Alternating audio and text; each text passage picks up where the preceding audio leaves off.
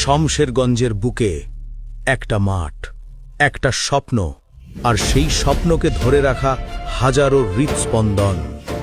9 বছর ধরে একটা নাম, একটা বিশ্বাস, একটা আবেগ, শমশেরগঞ্জ কাপ।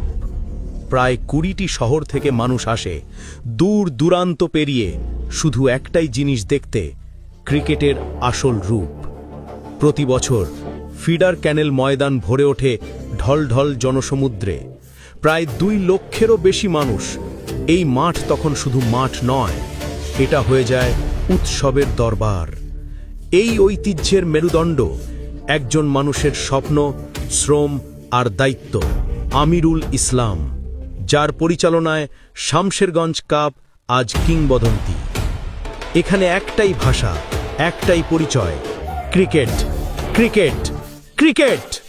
শমশেরগঞ্জ কাপ, ঐতিহ্যের আগুন, ক্রিকেটের উৎসব, মানুষের ভালোবাসা। এবার আবার আসছে আরো বড়, আরো জমজমাট।